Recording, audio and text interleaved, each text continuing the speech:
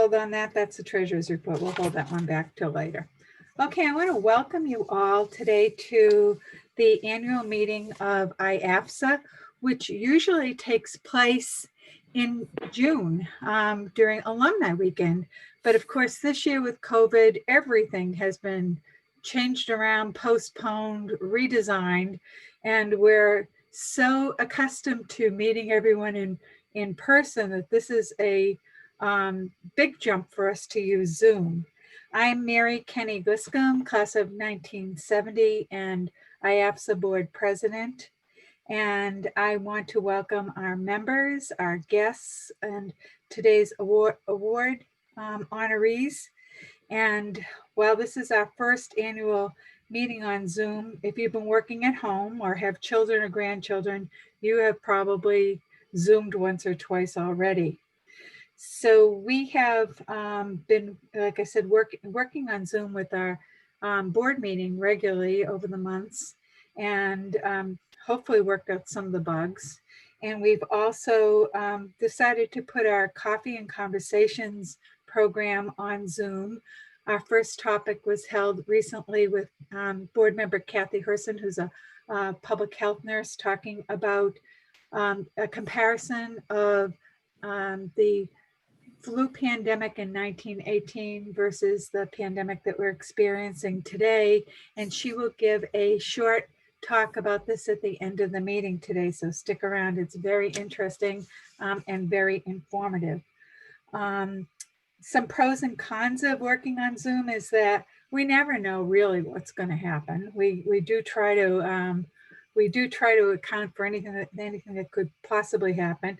It is weather resistant, so if it started snowing now and was snowing like crazy, we could still meet. And the nice thing is that in this time of COVID, it's nice to be able to see the faces of people that we know and care about. So welcome, and we are going to start off with a message from Framingham State University President, Dr. Javier Ceballos. So welcome, Dr. Ceballos, and we're delighted to have you here with us today. Thank you. It's a pleasure for me to be here, and thanks for inviting me. And it's always nice to welcome you on behalf of the university. And I'd just like to give you probably a brief overview of some of the things that have been happening with this incredibly difficult and complicated issue of COVID.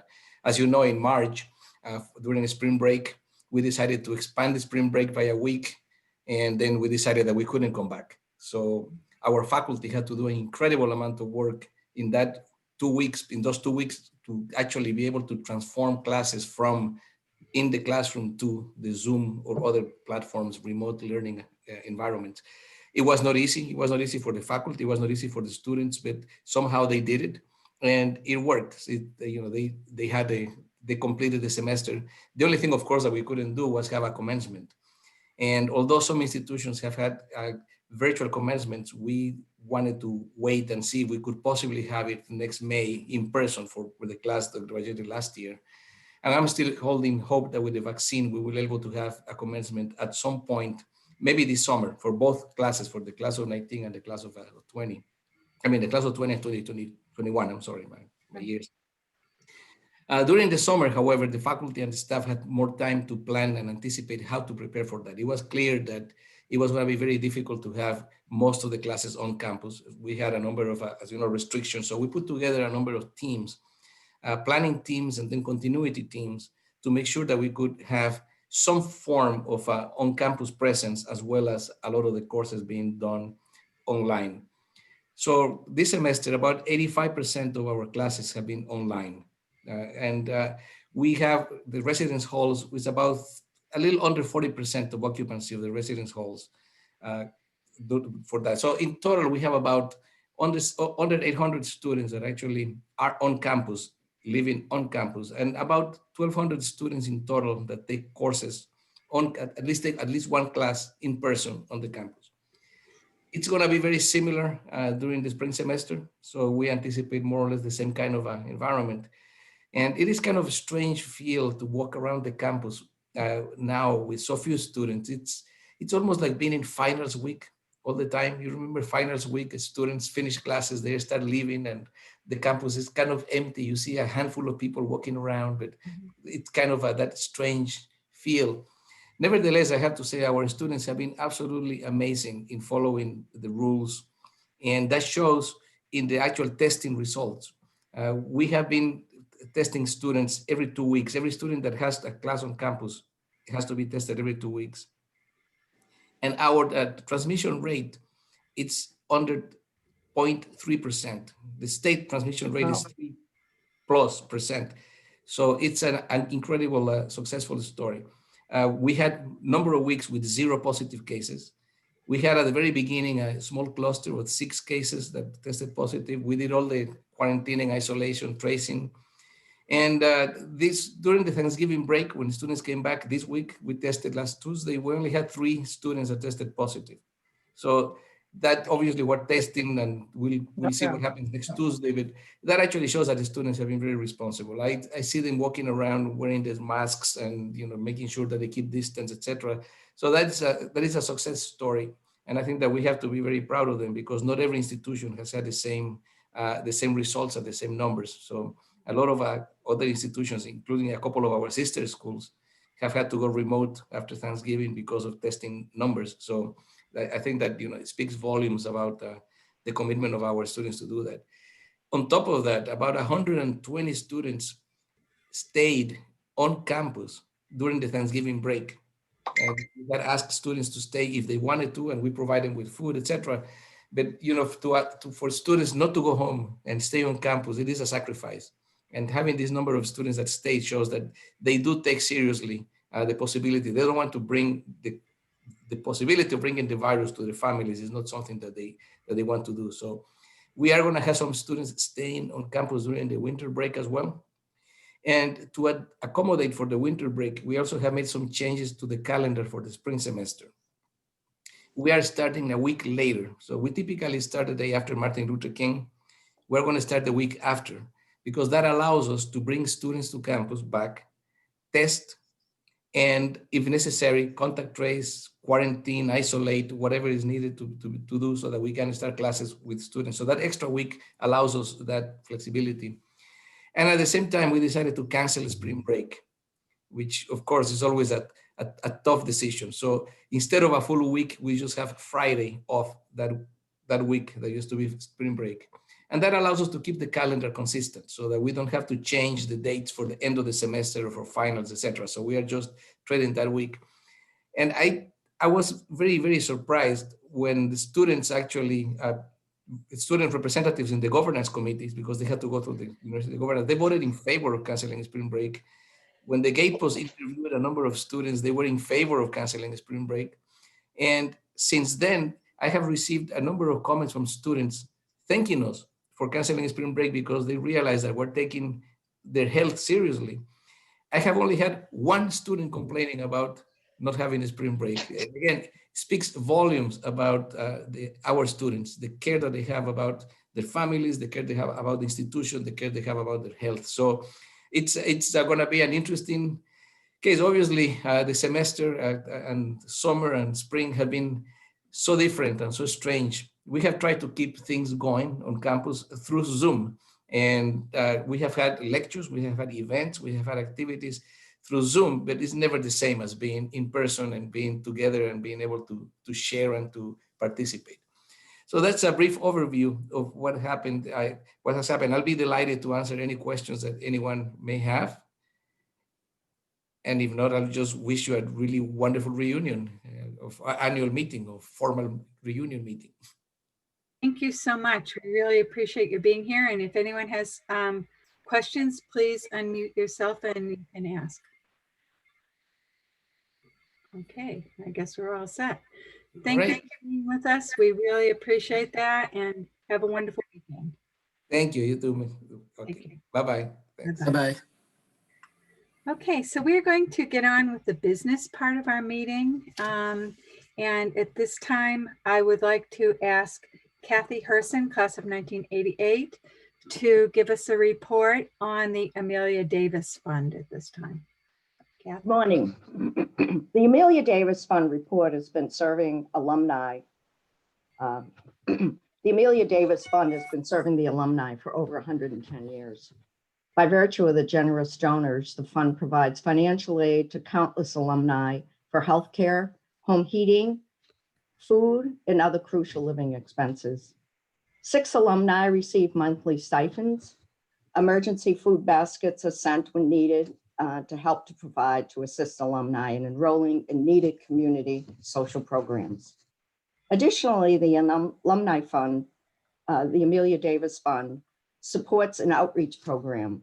Last year, 27 volunteers gathered together for the annual the holiday party to send 2,300 holiday greeting cards to alumni that celebrated their 50th reunion.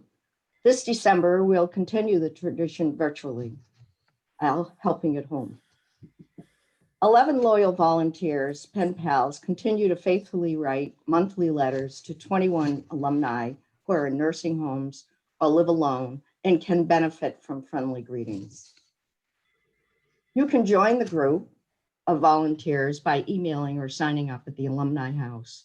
The fund depends on your help to continue to help the alumni in need, and our committee carefully manages all donations. There is a vacancy on the board if anyone is interested. Thank you. Thank you, Kathy. That's a wonderful committee, and we know so many alumni appreciate the pen pal letters too that are also sent out through the Amelia Davis Fund.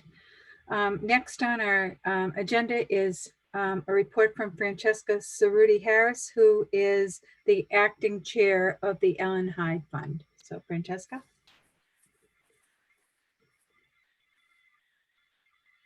Am I muted?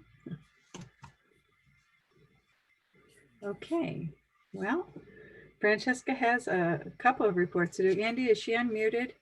I got it. Yeah. No. You think I'd be used to this by now. Right. Hi, everyone. I am filling in as chair of the Ellen Hyde Loan Fund Committee. Our previous chair, Gloria Aspesi, the much beloved member of the class of 1957, had to resign due to health reasons. And we are looking for a new chair, just putting that out there. The Ellen Hyde Loan Fund was established in 1898 by alumni of the State Normal School at Framingham in fond remembrance of Ellen Hyde, who was a member of the class of 1862 and later served as principal of the normal school. The interest-free loan program is administered by an 8-member board of trustees that includes alumni and 1 chair who are elected, as well as executive board officers. Loans are available to full-time undergraduate students who have completed at least 1 semester of study and have an average of 2.75 or better and a documented financial need. The maximum amount of loans is $2,000 to be repaid at the rate of $50 per month upon graduation or termination of one's studies at Framingham. Due to COVID-19, the committee voted to accept rolling applications for this academic year. Students that may have found jobs dry up can apply for assistance to stay in school. At this time, there are 16 outstanding loans totaling $21,573, with 10 graduates repaying on a regular basis. We approved 3 loans in the fall of 2019 and 2 for the spring of 2020, totaling $9,000. I would like to especially thank Colleen Maxfield, our IAFSA assistant to the director. She's really taken over the Ellen Hyde program and keeps it organized and on track. A special note is the number of students who paid back their loans this year. We had 14 students complete their payments. This included 2 of our interns from last year who saved money this summer because they were stuck at home and surprised me with checks to pay their loans in full. Thank you very much. Okay, we're going to hear more from Francesca because she is also acting head of the Alumni House Committee at this time. Yes, unfortunately, you're going to see a lot of me. Don't worry, we do have a new chair for this committee in mind. So hopefully you won't be seeing me giving this report next year. The House Committee is responsible for the care and maintenance of our 103-year-old building. There has been a lot of work done at Alumni House this year. Late last fall, we replaced all the wooden gutters on the house, which were rotting. The company also replaced the original tin roof ridge line, added flashing to repair some long-time leaks in the roof, and replaced many slates. It was a very expensive process, almost $100,000 worth of work, but it was also a needed first step in ensuring the house is free of leaks before turning to more work inside. Volunteers reorganized the front library, where I'm sitting right now, and it received a fresh coat of paint from our longtime handyman, Chuck Manning. Also scraped and painted one of the wall and the ceiling in the sunroom after those leaks were repaired. Our new House Committee member, Deb Adams, class of 1969, organized asbestos removal from the basement. Andy, I don't know if you put up the photo or not, but there's a picture of the parts of the basement being plasticed off as they removed the asbestos. I don't think I have that photo. Oh, I thought I sent it to you as a separate thing. Anyway, that's all right. Just so to break up me talking. Now it's safe to be in the basement for volunteers and students to be in that space. Deb also spearheaded a current project of having the original electrical service coming into the building replaced and upgraded. Another handyman and an alum, Mr. Julian Doctor, I didn't check what class he was from, but he was also my high school shop teacher, worked on our back door and replaced the knobs that were coming apart. We are also planning on replacing the storm door thanks to a financial gift from a generous alum. In the Fashion and Art Supply Center upstairs, we took time while the students were in remote learning, and a few of our Monday morning ladies, consistent volunteers, organized buttons by color on the porch this summer, and now those buttons are all in separate drawers. We are still accepting donations of fabric and notions and things for sewing, but we are especially in need of art supplies. That part of our supply center is running kind of low.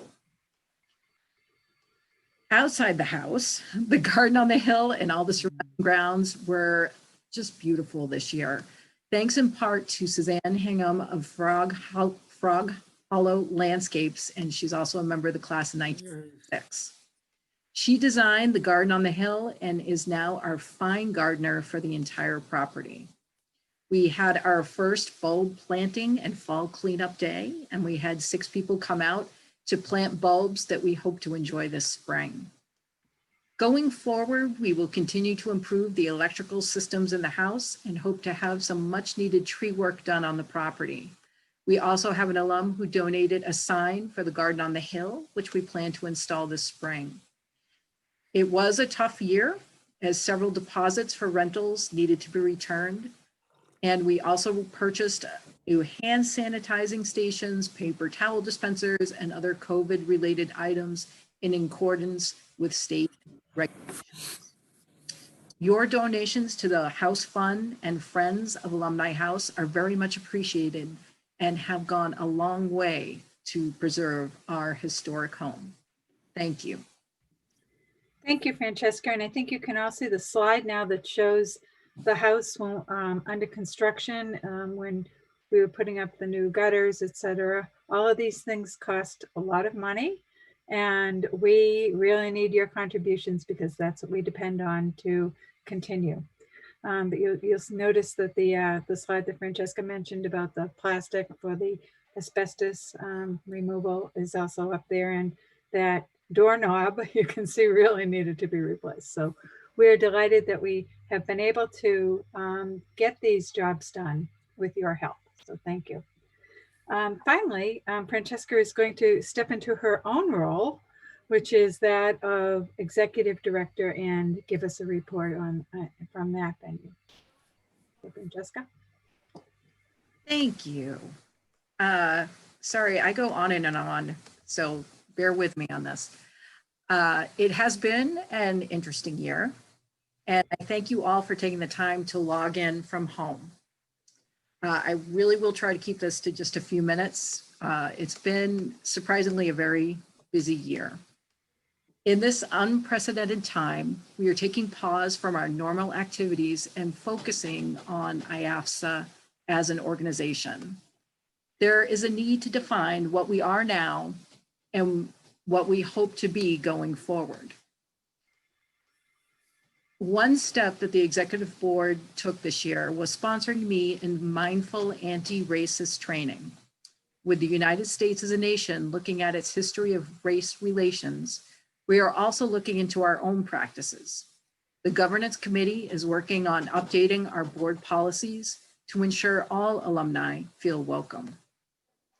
Another program we attended was service enterprise training. Board President Mary Liscombe and I recently completed this workshop series, which helps nonprofit organizations strengthen their their volunteer programs. We know our volunteers are vitally important for the continuation of everything we do at Alumni House. Over the next year, look for new opportunities to serve with IAFSA. Please consider your time and talents so we can find a mutually beneficial place for you to serve. Going forward, we will be creating a strategic plan for IAFSA and looking for dedicated or experienced volunteers to help in that endeavor. If you keep up with us on social media, you will know we have worked to create new ways of doing things during COVID-19. We had folks read scholarships from a secure server. Volunteers worked on filing and sorting from the front porch this summer, and a few folks even took work home to do. And we appreciate you all. Our Coffee and Conversation series is continuing this year, as Mary mentioned, via Zoom. And you can catch some of Kathy Herson's presentation of the 1918 flu and COVID at the end of today's meeting. Other speakers this year include Debbie Cleveland in January and a graduating senior in fashion and painting, Hannah Nesbitt in March. Special thanks to Karen LeDuc for all these speakers. This past spring, we had 3 interns from Framingham State, and I want to recognize them. Amelia Ohop-Desi, our intern for 3 years, created our holiday cards for the last 4 years. Some of you will be getting those soon. Megan Mercer was our first social media intern, and Ulysses Ramirez was our design intern and helped create the Echo. They all graduated without much fanfare in May, and we miss them. So far this year, we have not had an intern, but we are hoping the spring will bring a few students willing to work remotely. Most importantly this year, we have been working to stay connected. We sent out our first batch of May Day cards to some of our older alum as the pandemic was just settling in. We fielded phone calls from alumni trying to figure out Zoom for the first time so they could participate in a meeting or social gathering. It may sound odd to say, but in some regards, the pandemic has done good things. It has adjusted our priorities and focus to alumni. I look forward to when we can be together again in person, perhaps in June, it may be September, but know that we appreciate all that you have done and look forward to what we will do together. Thank you. Thank you, Francesca. And next we have our treasurer's report, and Marcia Coker-Matero, class of 2002, is our treasurer. So Marcia, it's your turn. Right, can everybody hear me? Yay. Yay, okay. Good morning, everyone, and thank you for taking time to join this morning's meeting. 2020 has been a very different year, and as such, it's put a strain on many. As you know, this organization was created out of need. a need to help fellow alumni. And it continues out of desire. The desire of alumni to carry on the tradition of philanthropy and being able to have a say in how their donations will be used to assist their fellow alumni. On behalf of the IAFSA board, we want to thank you for your continued support. Without you, IAFSA wouldn't be able to continue providing the numerous programs that assist our alumni or help our students be able to afford college.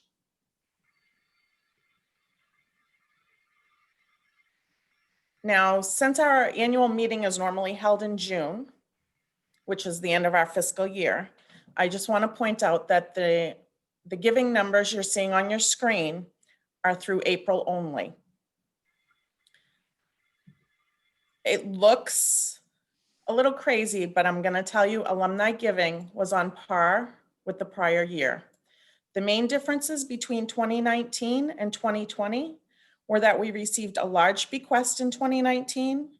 And as Francesca had mentioned, due to COVID, we lost $6,000 in rental income. On the next slide, you'll see our, next slide. I lost the slide. Expenses. There we go. As you can see on the next slide, our largest expense in 2020 were the house repairs that Francesca talked about earlier. And then on our last slide, I wanted to point out the ways that IAFSA has supported our alumni in 2020. We provided students with $72,878 in scholarships and awards. We provided $8,725 in assistance to our alumni in need. And we provided $7,000 in loans to alumni for a total of, $88,603. And I just wanted to thank you all again for your continued support over the past year. And thank you in advance for the upcoming year. Thank you, Masha. And I'd like to add that we are not taxpayer supported. We depend totally on your donations and we thank you for them. And this concludes the business part of our meeting today.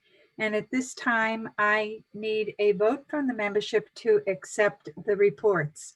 I'm going to ask you to do this rather than having Andy unmute and everybody say yay or nay.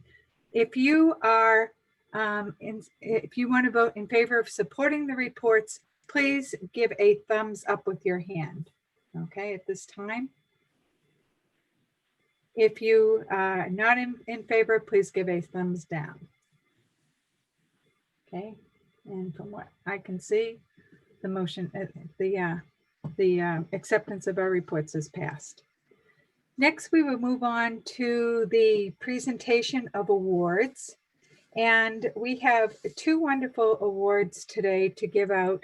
Both of them, and I see that Deb Cleveland has joined us. Both of them are sponsored by former Executive Director Deb Cleveland, and we are very grateful to her for her generosity.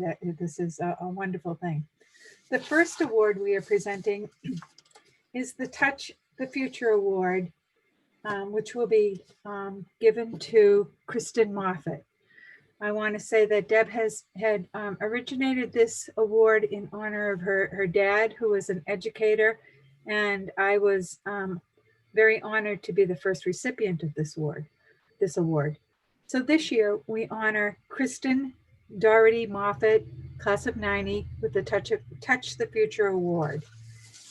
Mrs. Moffat was nominated by Peter Noyes Elementary School principal Annette Doyle.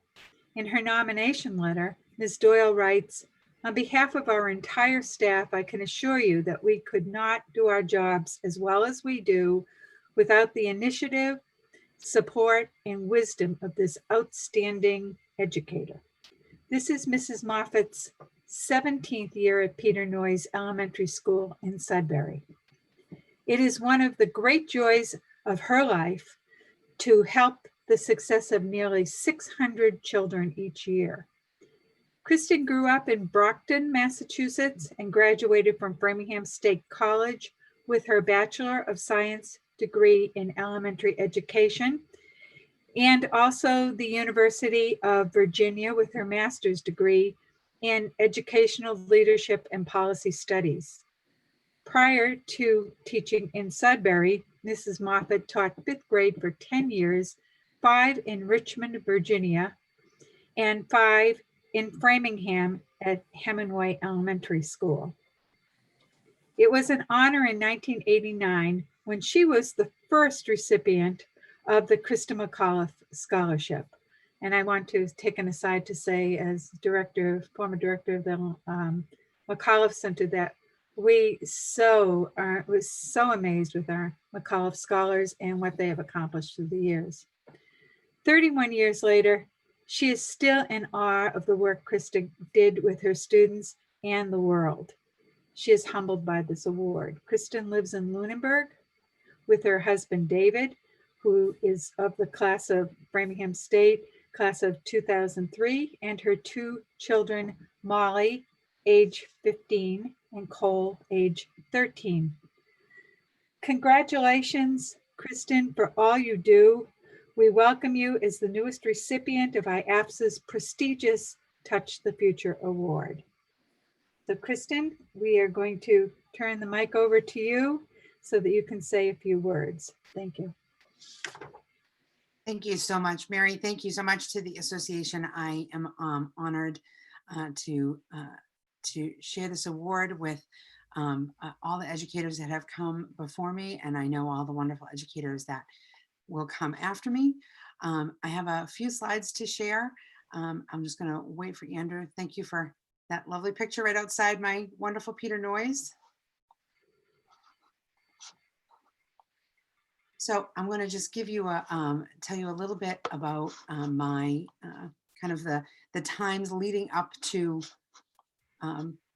where I am now. So as Mary said, I grew up in Brockton, Massachusetts. And in 1974, I was in 1st grade in Mrs. Condon's 1st grade class, and I dreamt of the power. She had all the power. I wanted all the power. And right then in pod 1 of the Oscar F. Raymond School in Brockton, I knew I was going to be a teacher. There was really never any other choice.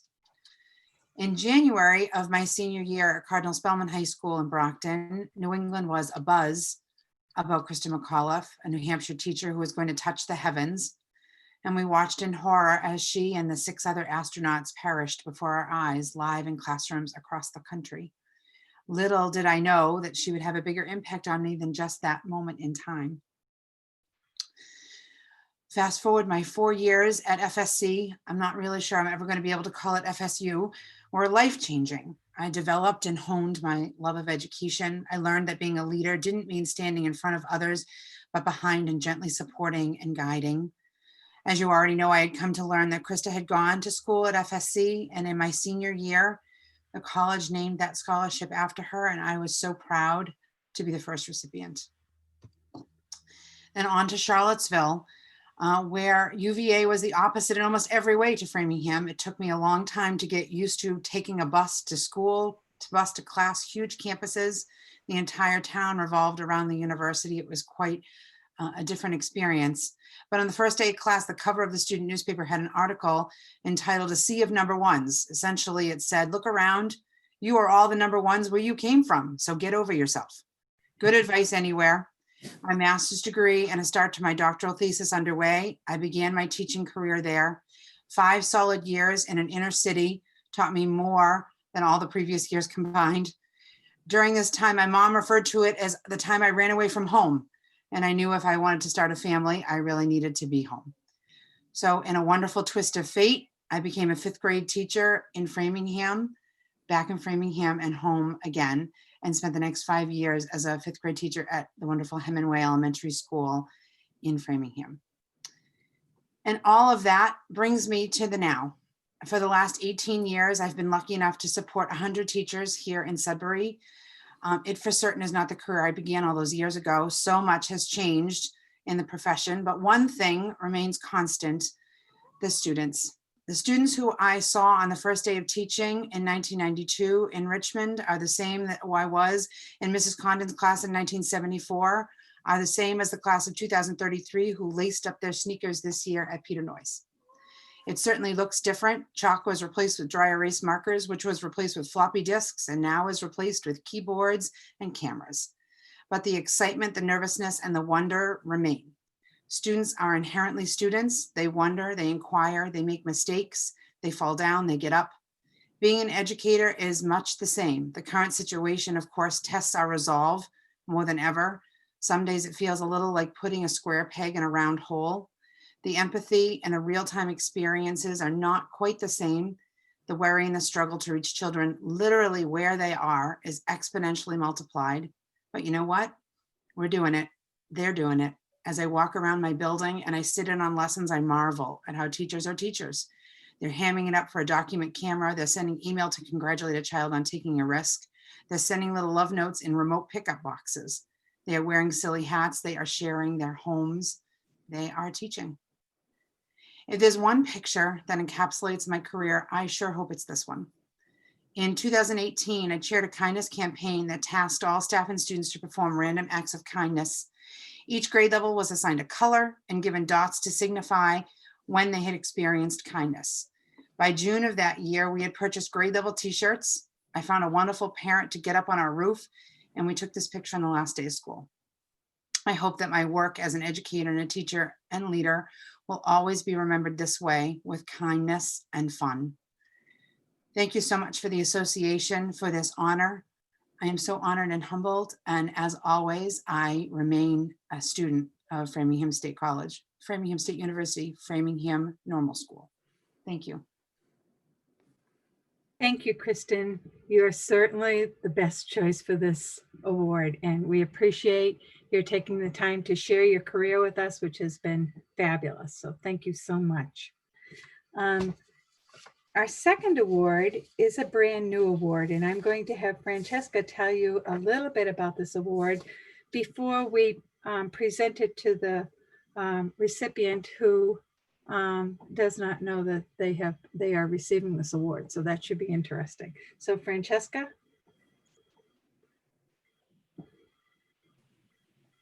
Hi again. I am very excited to be telling you a little bit about the Gloria Award. Deb Cleveland came to us saying that she wanted to sponsor a new award for volunteers. And this coincided with the executive board thinking the same thing. And we came together and thought about what we would name the award. And then one day it just hit us, the perfect name would be the Gloria Award. I'm going to read a little bit of what Debbie Cleveland put together after talking to people who graduated with Gloria, people who worked with Gloria. There is a longer version, but I'm going to try to keep this brief. This award honors longtime IAFSA volunteer and Ellen Hyde Chair Gloria Aspesi, class of 1957 and graduate class of 1962. While at Framingham State, Gloria played basketball and was active in student government. The 1957 Dial yearbook reads, "Wisdom, dignity, ability generously applied in cooperative endeavor make Gloria a competent leader and campus favorite." That would prove true in her career and volunteer activities. Gloria's education began in a one-room schoolhouse in her hometown of Southborough. Armed with her training at FSC, through her dedication, energy, and skills, she rose through the educational ranks to become a revered and highly respected elementary school principal in Framingham. She was principal of Juniper Hill School for 21 years. Along the way, she mentored fellow educators and was held in high esteem by fellow principals. She also gained a reputation for always being there for students and teachers for all kinds of events, with an umbrella as kids got out of cars. When there was a sticky situation, she was always there. While highly organized, she was also fun to work with and led by example. She helped develop the new school playground and was the first one down the slide. According to former IAFSA Executive Director Marilyn Manzella, what stood out about Gloria was that she was always game to volunteer, even when the committee had a necessary dullness, to serve on a nominating committee or the mission statement committee, ones that may be more thoughtful than action-oriented. As the Ellen Hyde Fund Chair, Gloria took personal pride in contacting students if they were late with payments and work with them to find a solution. The Ellen Hyde Fund Chair is also part of the IAFSA Executive Board. She enthusiastically participated in all meetings and events, including the popular holiday card addressing and annual meetings. When no one stepped up, she extended her time as the chair, even when it meant she had to drive up from the Cape for meetings. In her personal life, Gloria is a great friend and a very active sister and aunt. As long as she was able, she was a constant at family gatherings and has a special place in her heart for her nieces and nephews, ever ready to get down on the floor and play with the littlest members of the family. Although she has a challenging disease, she never let it stop her from being with family and pursuing her volunteer activities.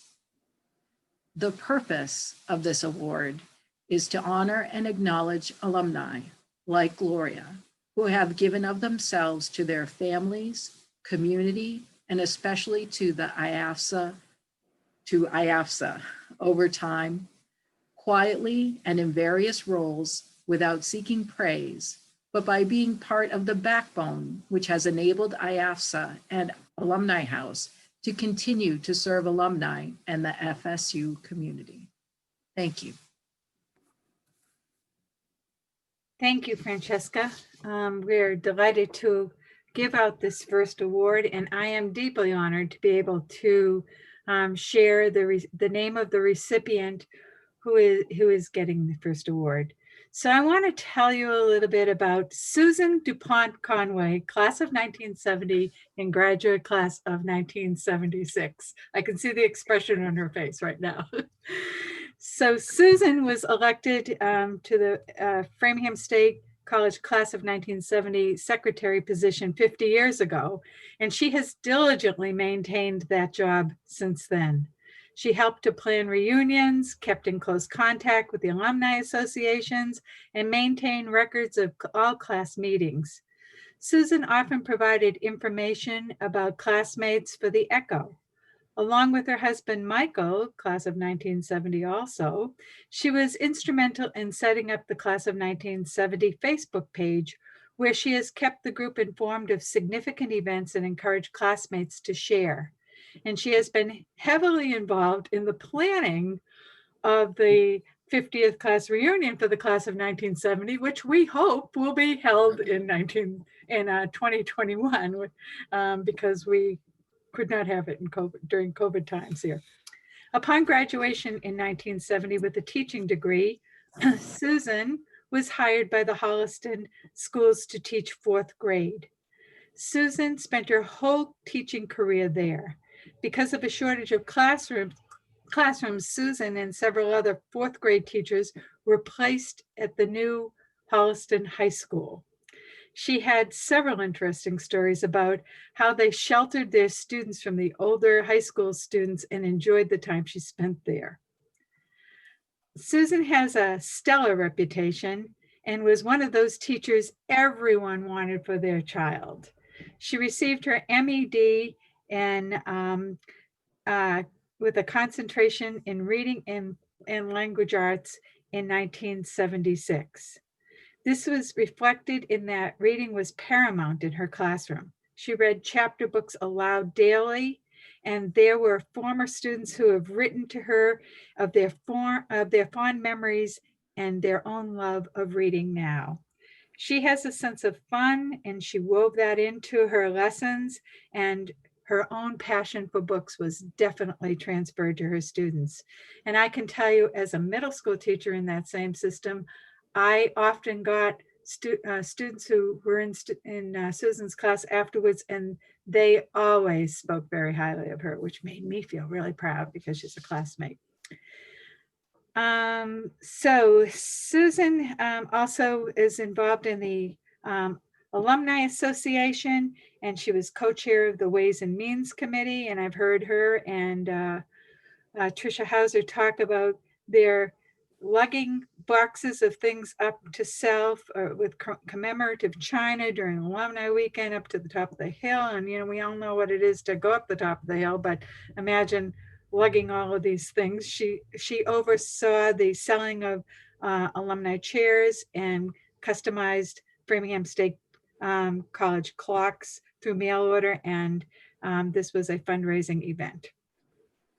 Until the pandemic, Susan freely and regularly volunteered her time to help in the executive director's office, doing clerical work, reading scholarships, and addressing Christmas cards to elder graduates. She also kept an eye out for news and obituaries about alumni and passed them along to the IAFSA office. She was the perfect person to become the chair of the Amelia Davis Fund Committee, through reading letters from the applicants, but which was often hard for her. She regularly sent postcards to elderly grads from her vacation spots of Italy, Greece, Canada, and the US. Sometimes when one of these friends passed away, she would hear from relatives about how important her correspondence was to their loved ones. She felt it humbling. Even after Susan stepped down as chair of the Amelia Davis Fund, she continued to be involved as a pen pal and helped out with paperwork and applications. In her personal life, Susan has long been a loving and caring niece to very elderly aunts. As a grandmother, she stoically and cheerfully helped with the health challenges of her first grandson and took on weekly babysitting as more grandchildren arrived, while still reserving a day to volunteer at Alumni House. For her quiet, humble, and long service to her class, Framingham State, and IAFSA, Susan has been selected to receive the First Gloria Award in recognition of her stellar volunteerism, quiet leadership, and commitment to family. And I want to take a moment to thank Tricia Hauser, her roommate and forever friend, for her personal reflections in this. So congratulations, Susan.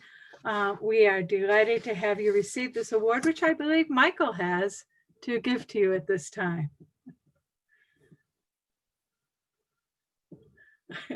We can't hear. Could we unmute Susan? Susan. There it is. Susan, I'm going to see if Andrew will unmute you because I can't do it from here. So Andrew, unmute. Oh, we got it. There you go. All right. My favorite plates. These are the plates we lugged up to the hill. There we go. Oh, it's beautiful. Oh my God, I'm astounded. And I'm so honored because Gloria is such a special person. And I truly loved her as she was at the Alumni House all the time, helping everybody out. Oh, this is beautiful. Thank you. Thank you. My face is red. Holy moly. When I retired in 2008, after 37 years in Holliston, Marilyn Manzella put out a plea asking for help in the Alumni House. I came in to help out, and I've been there since 2008, until the pandemic, once a day, every week, helping out. And so I'm very honored and humbled by this entire thing. Thank you so much. This is such an honor. Thank you. And Michael never mentioned a word about it. So, and he's about to be killed. Yeah, and Tricia, she never told me either. People were good at keeping secrets. So thank you so much. Well, on behalf of the board, we are delighted to give you this award, and no one deserves it more than you. Thank you, Susan. Thank you. I'm very honored. So I won't put Susan through anymore, other than to just tell a real quick story about the fact that she and I both share the same wedding anniversary, and found ourselves in the hospital at the birth of each one of us is giving birth to a child, and both of us ended up in isolation in rooms next to each other. And I think that was, alumni service above and beyond. That's true, Mary. That's true. We went way too far on that one. Yeah. And hopefully we'll get to do our 50th reunion in May or June or whenever it is. Great. Well, thank you for your service. We certainly appreciate it. And we hope you will continue to come to the office once we can do that again. Oh, and thankfully Francesca lives next to my daughter, so she brings work to my daughter's house. I pick it up and I edit things at home and write things at home. So it's been working out even during the pandemic. Wonderful. Thank you so much. Mary, is your camera off on purpose? Mine? Yep. Oh, let me see. Yeah, I sent you a message, Mary. Oh, I didn't see that. There we go. Thank you. I believe I was trying to unmute myself, not unshow myself. Sorry. Hey, this is Zoom. What can I say? All right. At this time, I'm pleased to reintroduce Kathleen Herson, who is of the class of 1988. And I was going to say 2088, but I don't think we're there yet. Although some days it feels like it. Kathy has agreed to give us a special encore presentation of a historical perspective and a beacon of hope from 1918. So Kathy, I'm going to turn this over to you, and thank you so much for doing this. Thank you, and thank you for inviting me to do this. It's really a pleasure to tell you the story about many heroic alumni who worked over 100 years ago, and this will give us a historic perspective, hopefully a beacon of hope during these challenging times, because there are some similarities. So let's begin. Before you is a picture of May and Wells Hall. 100 years ago, professionals, professors, teachers, alumni at Framingham State Normal School were fighting wars on many fronts. There was World War I, and there were wars against two major diseases, tuberculosis and the 1918 influenza pandemic, and the rights of women to vote. It was before protective programs like minimum wage, Social Security, unemployment insurance, and health insurance were available. Insurance policies were mainly insurance to cover burial expenses. Most people were treated at home, since many could not afford hospitalization. This is Irving Square in downtown Framingham in the 1900s. Life-threatening infectious diseases were common, like diphtheria, typhoid fever, scarlet fever, meningitis, tuberculosis, and polio. It was before most vaccines and treatments were available. The Framingham Community Health and Tuberculosis Demonstration was created to try to reduce the disability and deadly disease of tuberculosis. As a result of this demonstration, for the first time, TB decreased by 55% and TB deaths decreased by 68%. This community-wide demonstration ushered in a public health model for disease investigation that we still are using today during the coronavirus pandemic. And it also ushered in the Framingham Heart Study. Framingham Normal School teachers and alumni were actively involved during these difficult times. Here are pictures of students in laboratories, where 18 of them processed laboratory examinations, process in the laboratories at Wells Hall during exam week, where in Framingham, 14,000 people received a physical exam. Teachers also at the normal school volunteered and gave classes at the Framingham Civic League on topics such as childcare, sanitation, and disease prevention. The demonstration was halted during the 1918 influenza pandemic, which caused an estimated 650,000 deaths in the United States. Like today's coronavirus pandemic, the 1918 influenza pandemic created a major public health emergency. There were shortages of hospital beds, the needs for field hospitals. There were shortages of doctors and nurses, as many had been drafted into the war or sick themselves with influenza. Routine health visits and clinics were suspended. People were urged to isolate when sick, practice good hygiene, and limit social interaction. All public gathering places like schools, including the normal school, churches, theaters, dance halls, bars, and bowling alleys were forced to close. The townspeople joined in the struggle by donating bedding to the hospitals and using the kitchens at the closed schools of Framingham High and the normal school to prepare food for the hospitals, the sick, and the poor. And teachers volunteered to help the nurses in the hospitals.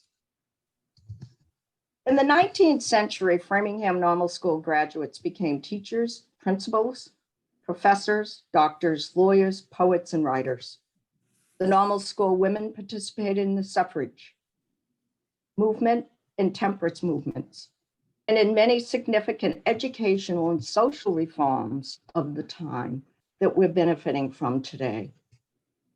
Ellen Hyde, class of 1862, taught in the school until 1875 and then became its principal in 1898.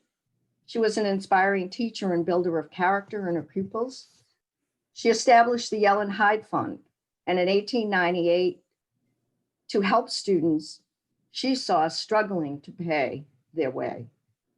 Amelia Davis, class of 1864, taught in the normal school for 46 years. She and her colleagues began subsidizing alumni that became incapacitated and could no longer work and needed financial help. A fund was established in her name in 1910 by the class of 1892. Humanitarian Amelia Davis shines through in her letter to donors in 1913. My heart is full. The list of your names brings you very near to me. You have changed the remaining years of my life, not only by the beautiful journey which you have made possible for me, but also by the loving hearts which you have shown.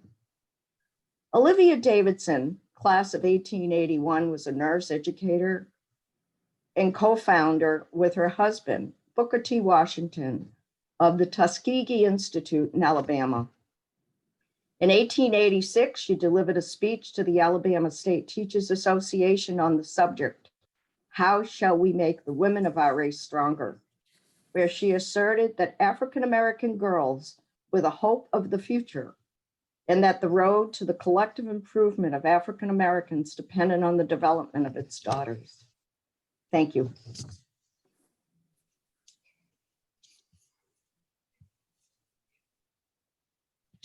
Thank you, Kathy. I had to unmute myself, hit the right button this time, hopefully.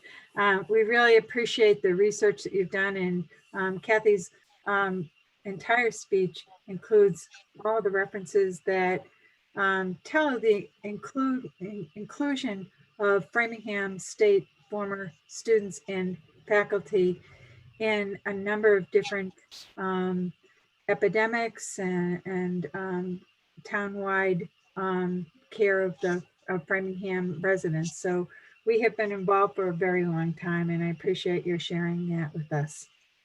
At this time, I am going to say thank you to the board, to the executive board of IAFSA for the fine work it does. Our board is amazing. We have people who give of their time very freely, who chair committees, who are involved in many different committees. We are always looking for help to, if you don't feel like being part of a board, for people to serve on or chair the committees that we have. And we welcome you to apply with Francesca to see what would be right for you.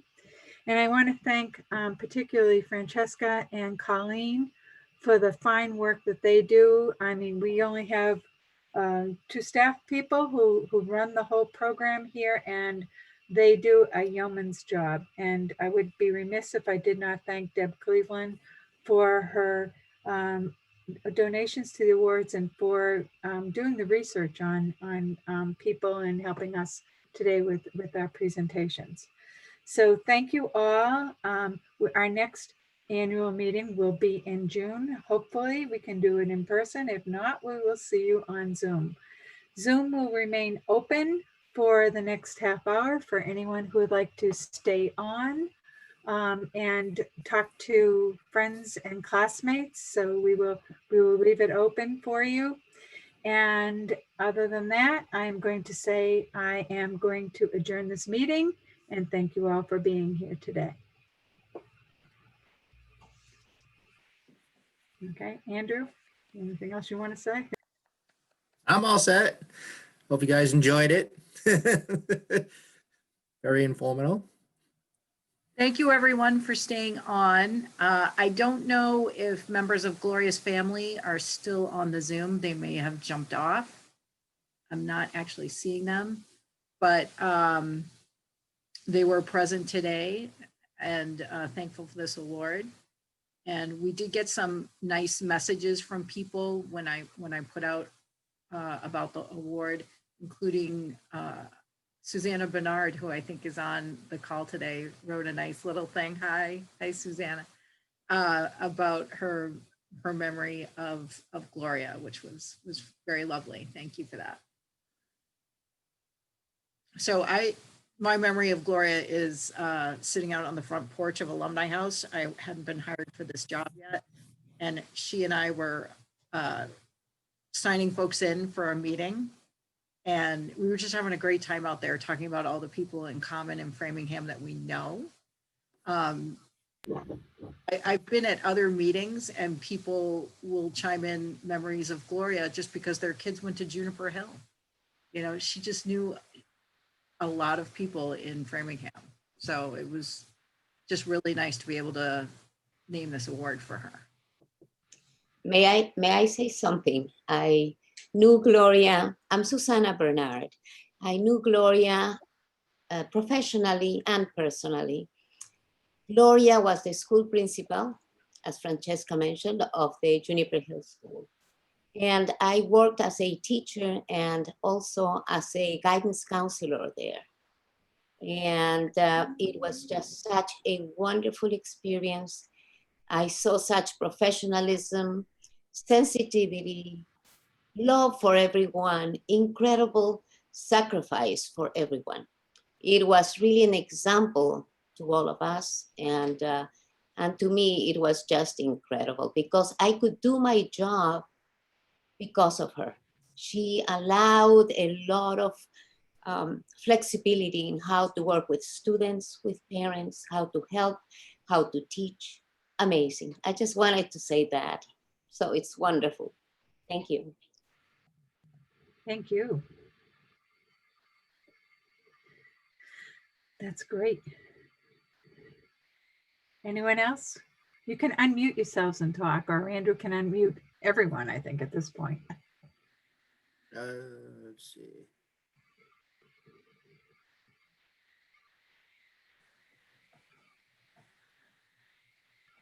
Kristen, are you still on?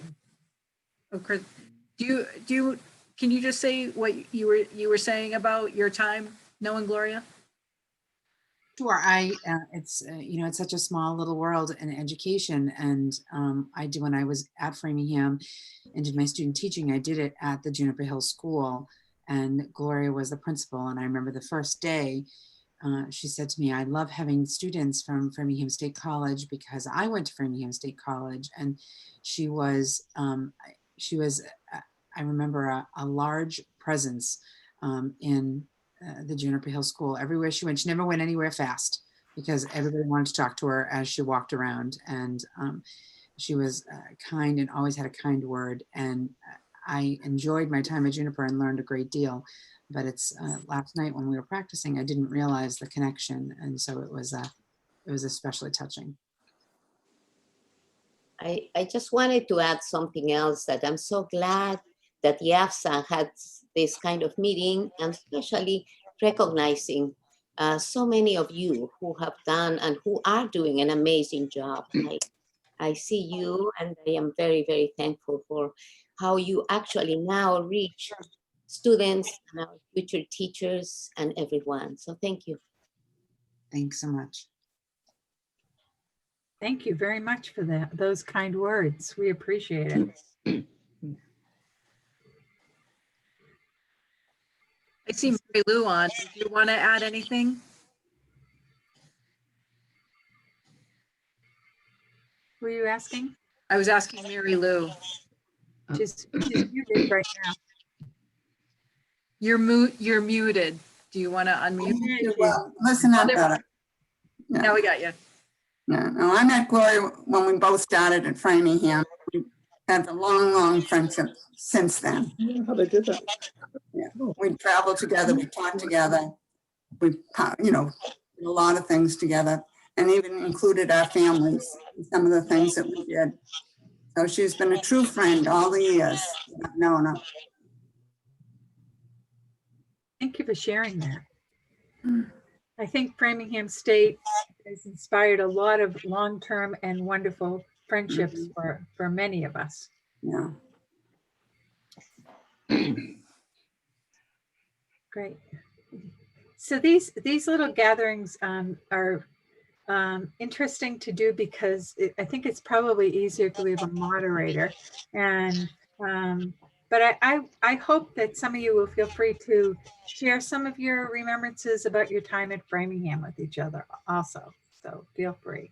I'm going to say that our incoming president in June is Pat Berlandy, class of 1970, who has been a good friend of mine for many years and worked at the McCall Center. And I would be delighted to be able to turn over the reins of the presidency to her because I think she's going to be fabulous.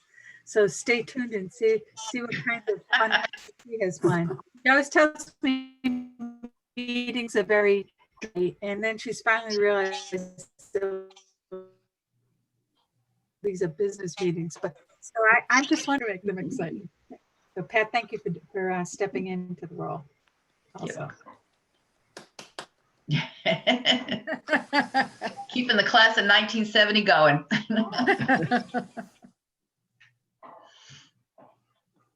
We also have Joyce on our board too. She's from the class of 1961, and she gives us a lot of wonderful historical perspective from time to time, which we appreciate. And her class has done a lot for Birmingham too.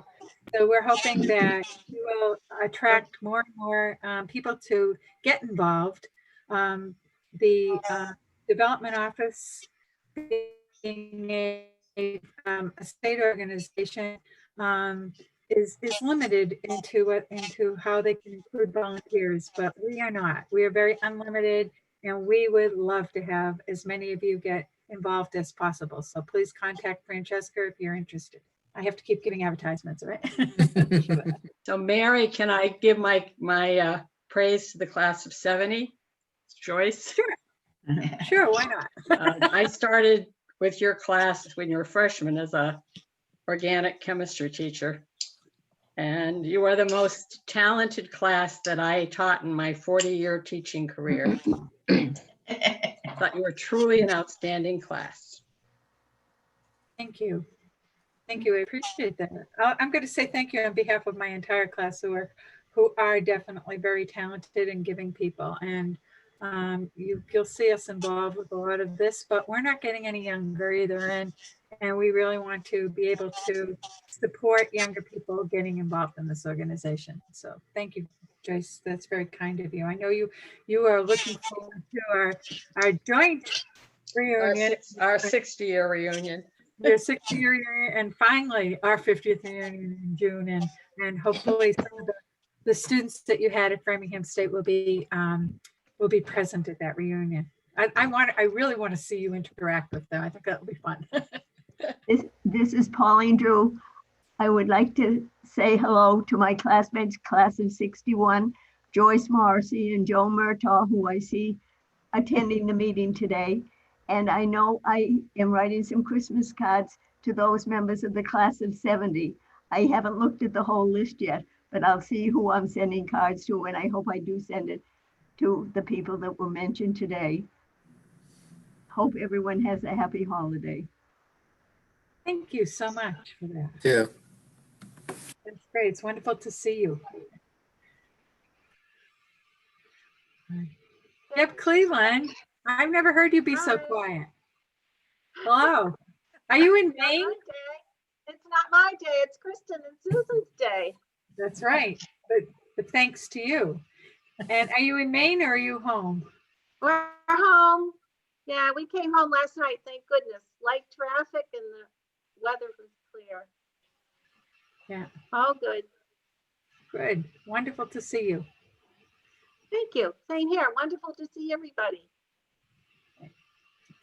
Nice seeing you, Deb. Pauline. Hi, Pauline. Hi.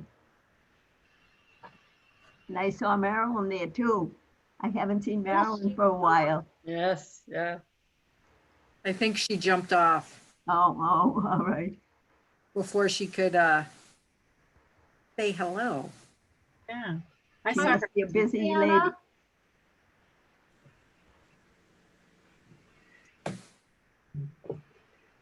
I guess. You know, I think one of my fond memories, and I don't see that they have kept this up, but class rings were a way that kind of a secret way that we always would identify each other. And I remember being like in the grocery store and I'd look over and someone have the Framingham State ring on and I'd say, oh, did you graduate from Framingham? And like, yeah, and they must have the other ring, you know? It would always be a great opportunity to start a conversation with a fellow alum. And it's kind of too bad that class rings have kind of gone out of fashion because I think it was really a cool way for us to identify one another out in the crowds, you know?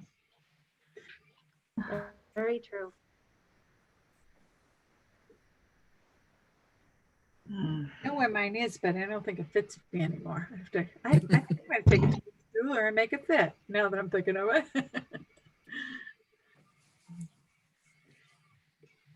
So Pat Berlandy, Yes. you're becoming our resident Zoom expert because I think you found every issue in it going. And so I'm glad you made it on. I saw you were having some difficulty earlier. Yeah, I don't know. I know one thing. I remembered somebody said one time, Control Alt Delete. So I did that and oh, it worked. So There you go. I wanted to mention something to kind of piggyback on what Mary was talking about, and that's that people can be on our board remotely. Joyce Donahue lives in Maryland, and she's on our board, and she's with us every single month. So don't feel as though you have to live in the Framingham area to be on our board. You can be any place in the country and be on our board with us. I live in Virginia, though. I'm sorry. Well, I knew it was down there. Yeah. Yeah. That might be something to put on social media or outreach, you know? Yes, good idea. Yeah, and especially where we were able to get in touch with everybody, you know, with Zoom, and then we do other things to have Joyce on with us. We're not restricted by geography anymore. Mm-hmm. Right. And even when we get back to meeting in person, that will continue because when we've been meeting in person, Joyce has been the most patient person in the world, putting up with us on telephone. Then we graduated to a better telephone, and now we have, and then we had her on. We can see her. So if you watch Dr. Phil's entire audience is on remote, and you see people. A lot of shows today now have the audiences on remote. We aren't quite there yet, but wouldn't it be nice if we could get every single alum on this? We're a little limited with Zoom, but we will be checking out and always trying to find the next best way to connect with you because we really think it's very important. So with the Zoom webinar, you can have more people. All right. That's how we're going to do our town meeting next month. Through Zoom webinar. Yeah, So it can handle, 200 plus people. excellent. That's good to know. We just need bigger screens on our computers so we can see everyone, right? Yeah, you won't be able to do that. So Andrew is kind of our resident, well, he is our resident techie guy and board member. So can we actually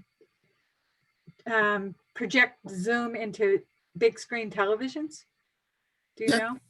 Yep. Ooh. Come on over, Andrew. You got to do that for me. I want to see everybody on big screen. Yeah, you can hook up your laptop and put it up on a big screen. You can see everyone. Yeah. Just like having a second monitor. We do it every day in classrooms. My music teacher projects with 24 kids on his active board, and he's sitting in front of it. He looks like some sort of mad scientist. My gym teacher does it on the movie screen that comes down on the stage, so that's even larger. So yeah, you get very large photos when you use larger screens. Right.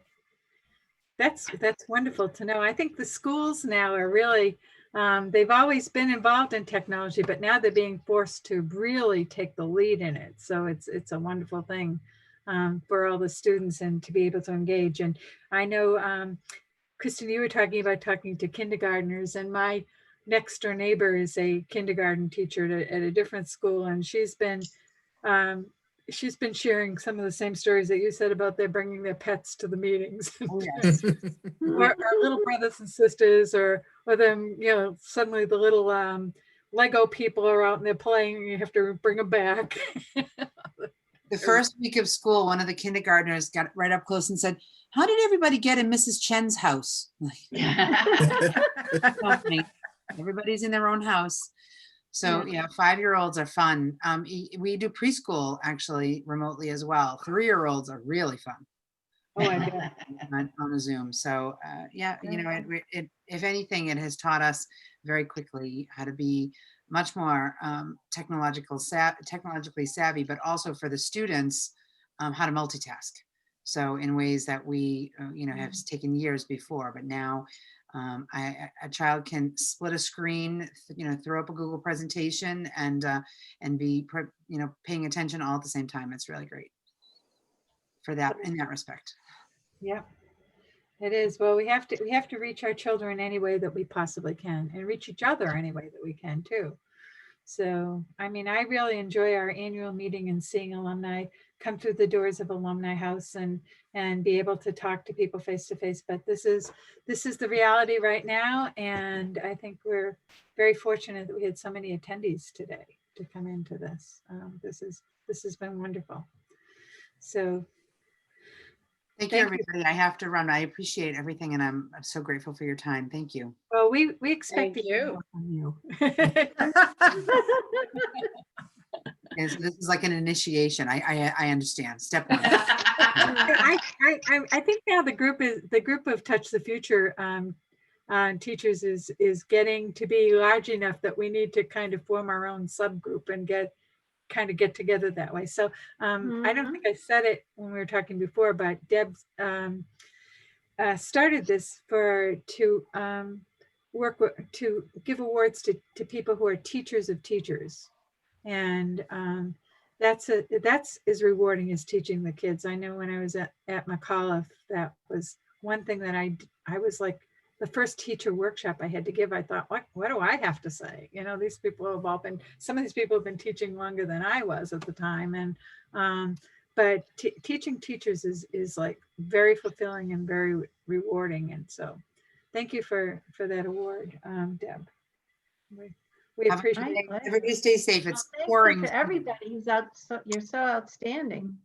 It is ridiculously white outside my window here in Lunenburg. So everybody stay safe. Oh, it's still raining here. Bye-bye. All right. Thank you, everybody. Goodbye, and thank you. Thank you. Thank you, everybody. It was a wonderful surprise, and I really appreciate everything. Congratulations. You're welcome. Congratulations. Hi to Michael. What? Be kind to Michael. Yeah. He knew. I didn't know. I'm in trouble now. No, give him a, Oh, I think you got to give him a big hug Yeah, yeah. for all of us. now I he can know. hang up. I'll my- check her hands first. That's true. So thank you all for coming. Thank you. Okay, Thank Happy you welcome. for all you do, Bye-bye. everybody. Bye. Bye. Class of 70 rules. you got it. Oh, I think so. Did I say that was the year I was born? Oh. Oh, no, you You didn't can mention say that, but we're not going to believe you. There you go. Rules. Yeah. All right, bye-bye. Have a good weekend. Stay safe, everybody. You too. Yeah, stay- Bye. do stay safe. Bye-bye.